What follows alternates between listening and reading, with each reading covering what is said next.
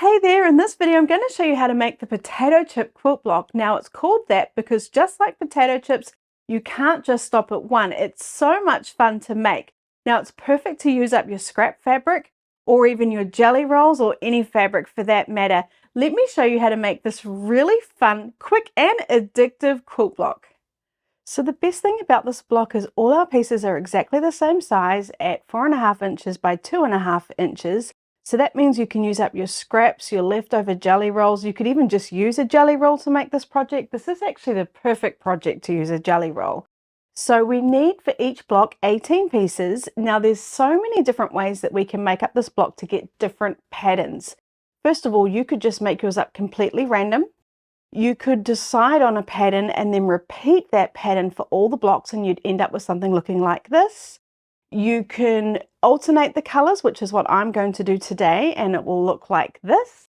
And then there's also other options like perhaps this style here. Now I've made a free reference sheet. Make sure you stay till the very end to find out how to get a copy of it. So we need 18 pieces to make this block, and we're going to sew them together exactly the same no matter how you've decided to lay out your fabric. So I am creating a pattern, and I'm going to start with 2 of my dark fabrics in the center. And I'm probably going to rearrange these as I go, but we want to start off with, no matter what you're doing, 2 in the center, just like that. Now I'm going to come around and put them on my side. So I'm going to put 1 on this side and 1 on this side. Now you might be thinking, well, they don't look like they're going to fit because there's a hangover here. Well, that's just because we haven't sewn these 2 together, which takes some of our seam allowance. And then what we need to do is place 2 light fabrics at the bottom and at the top. So we're just going around. We're just going around and around. And I'm just going to change those up a little bit. So we've got 2 in the center, 1 on each side, and then 2 at the top and 2 at the bottom. And then can you guess what we're going to do now? Now what we're going to do is do 2 along the side. Just like I said, we're going around and around. This time I'm going to do my dark because I'm creating a pattern. And then what we're going to do is place 3 along the top and 3 along the bottom.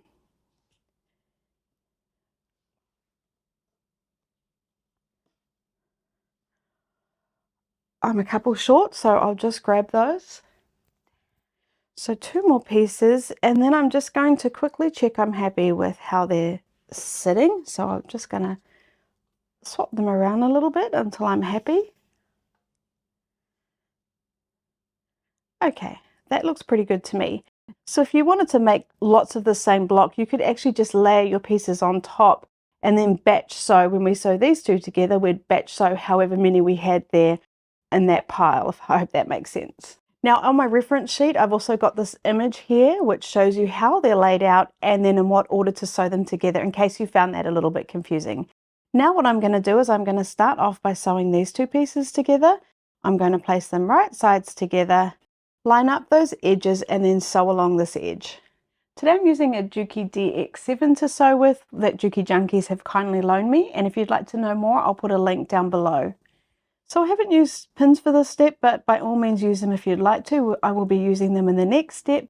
I'm stitching with a 1/4 inch seam allowance. I'm using Wonderful Confetti thread, and I'm sewing at stitch length 2. So I'm just starting on that very edge.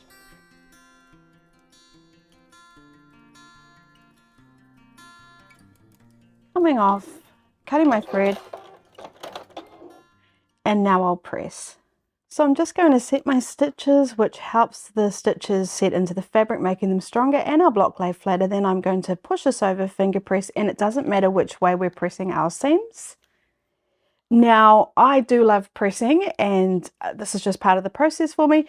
But if you don't, something you could do is just use a seam roller. So you would just fold it over and do your best at getting that seam the best you like it. That'd just be a way of saving a bit of time making this block.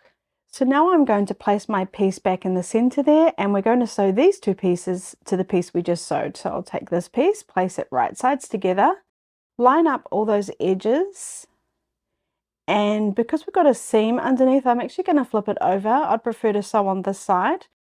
Oh, I've got a big bird's nest there. That's a bit embarrassing. And then I will just pop a pin in right on that seam just to keep it in place. I'm going to sew along this edge, and then I'll do exactly the same with the second piece, sewing it along this edge. Now when I'm coming up to the seams, I'm just making sure they're being sewn down in the direction they were pressed. And as I come up to the pins, I'll remove them.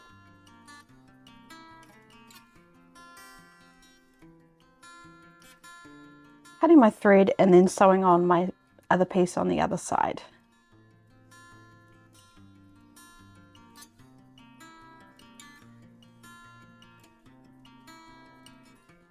Now I'll give that a quick press.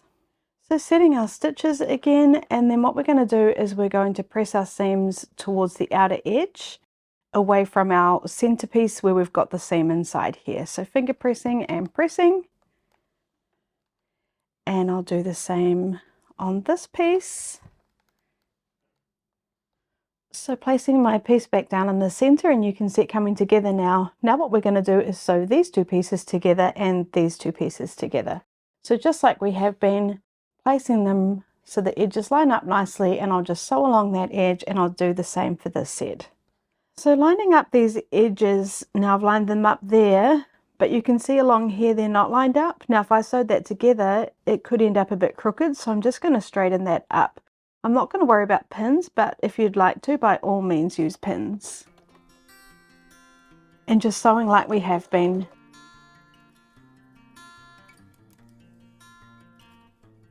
Doing the same for the second set.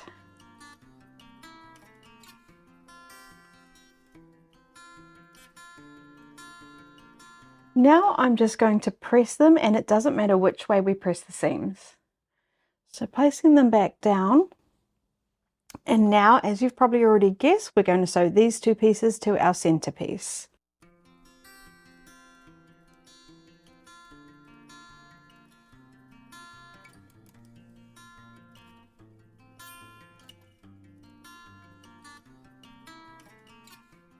So now I'm going to press, and I'm going to press towards the outer edge again.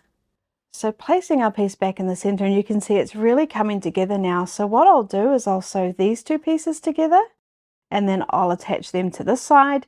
And then I'm sure you've guessed it, we'll sew these three pieces together, these three pieces together, and then sew them to the top and the bottom. So I'll go and do that, and then let's take a look at our finished block when I'm done. So there's my finished potato chip quilt block. Isn't that just absolutely adorable? I love it so much. Now the block itself finishes at 12.5 inches by 12.5 inches, and then of course once you've sewn that into a quilt, the finished size is 12 inches. But let me take this over to my design wall and let's see what it's looking like with my other blocks. So doesn't that look so super cute? I'm so happy. So you can see here, this is the block that I just made, and we've got the darker border and the darker center. But then I've alternated it here with the lighter border and the lighter center, and then here with the dark border and the dark center again. And you can see how I've alternated the blocks, and it's created a really neat visual effect. So there we have the potato chip quilt block tutorial. I hope you loved it as much as I did. Now don't forget, I've got a free reference sheet for you. It looks like this, and I'll put a link down in the description below for you to get a free copy. Now if you're looking for other ideas to use up that scrap fabric, I'm going to put my playlist up here with all my scrap fabric busting ideas. Thanks so much, and I'll see you in the next video.